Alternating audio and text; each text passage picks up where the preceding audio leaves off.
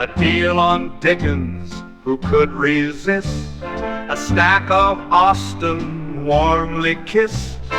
Golden Age crime tales twist and turn, every page a treasure to learn.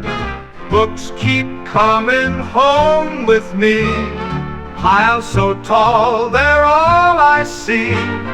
Turn a page and sail the sea, reading always feels so free.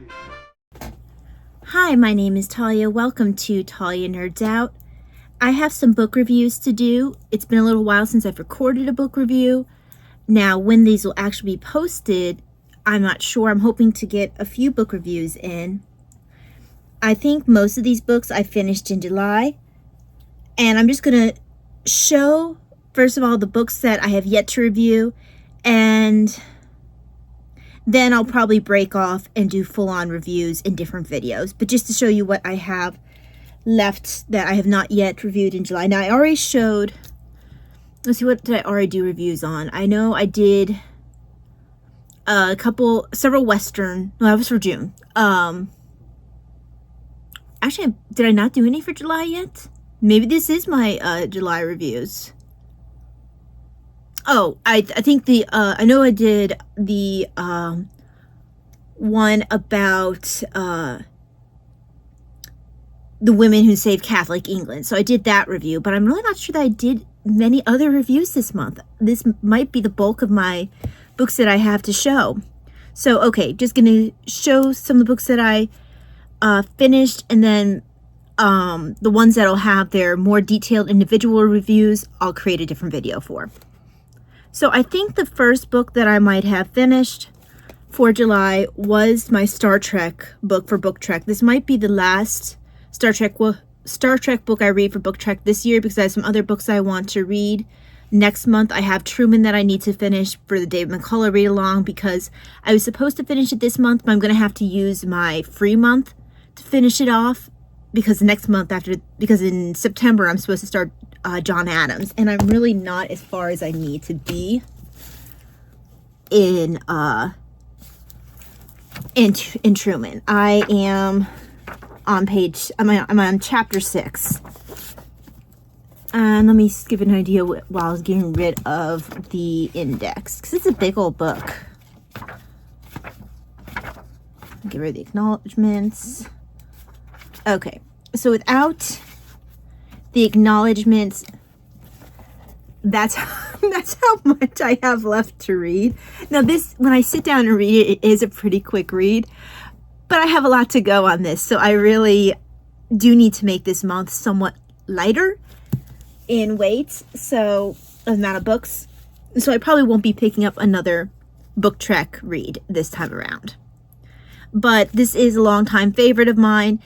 Surprisingly, because I'm not necessarily a huge Riker fan, it is Riker focused, although Worf does play a decent part in it.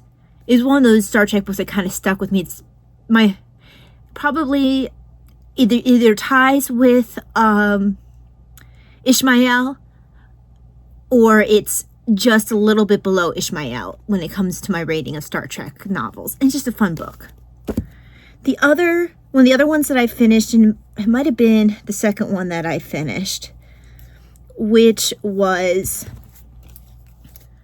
I forget who was doing the whole Star Trek series, not Star Trek, wow, who was doing the whole Superman series leading up to the Superman movie, where he was showing a bunch of his comic covers and a bunch of his Superman stuff. And I had for a while here, I was going to show some of the artwork styles for for Tim Sale, and the difference between how he does art in this one versus some of his other work. But eventually I ended up putting my other Jeff Loeb and Tim Sales away. I can pull those out later if I want to show them. But this is the one I actually read this time around. I had another one I was hoping to read. I just didn't get around to it.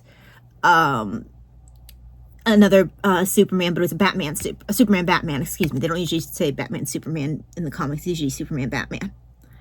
But I'm glad that I reread this. I'll do a full-on review for it on its own. But this was a pretty decently quick read. I'm glad that I reread it. Then, what else did I reread? Oh, I think I wasn't feeling particularly well one day, so I decided to grab one of the books within this particular Agatha Christie collection, and I decided to reread Sad Cypress, which I've only read once or twice. And for whatever reason, this one's always given me a similar type of feel to The Hollow. It just feels a bit different than some of Christie's other works to me, and I'm not quite sure what it is that kind of sets them apart, even though they're both Poirot mysteries. I don't know if it's because right at the beginning you're so much in the minds of the characters before you even see Poirot. I'm really not quite sure what it is. It always kind of makes me link Hollow and Sad Cypress together. So, I mean, I'm gonna say, you know, tentatively, I think it's because you're so deeply in the main characters' minds before you even meet Poirot. You actually go decently far before you meet Poirot in both Sad Cypress and The Hollow. And I almost reread The Hollow, but because I felt like it'd been longer or since I'd read Sad Cypress, or it hadn't stuck quite the same way The Hollow did. So I decided to reread that, and I did really enjoy the reread. But Agatha Christie's always a good, relaxing read for me when I'm not feeling well. What else? Oh, that was the other one that I finished earlier. Was I finished for PI July, I did Sam the Cat Detective. And the reason I'm looking up is because it's behind you guys. I just don't feel like taking it down. Well, I guess it's not going to take that much more reorganizing. So this is actually, you know, this is, my mom did her review on this. It is aimed at kids, but it also has another layer where unless the kid is exposed to a lot of noir stuff, they're going to be missing a lot of other, there's other layers that a kid's going to miss that an adult will enjoy if they like the noir genre.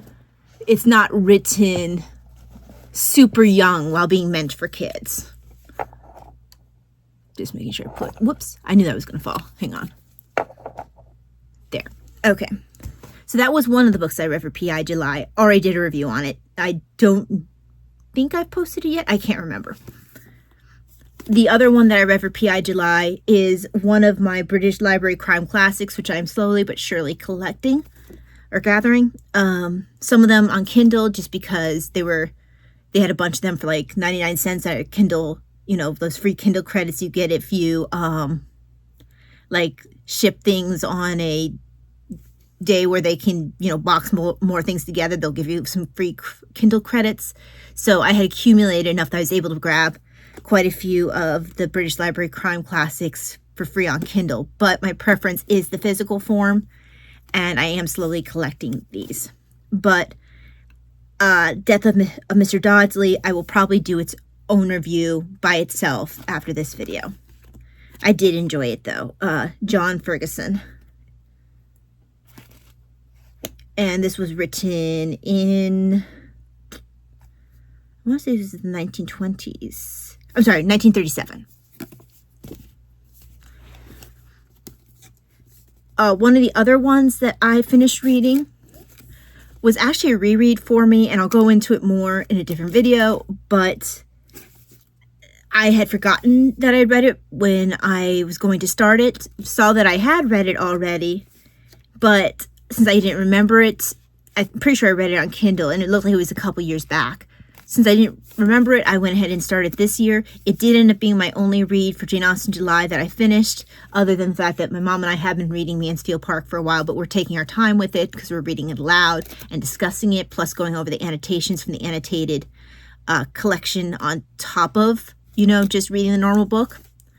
So this is the only book that I actually finished this year for Jane Austen July. I had all these plans, but I had kind of overcommitted myself.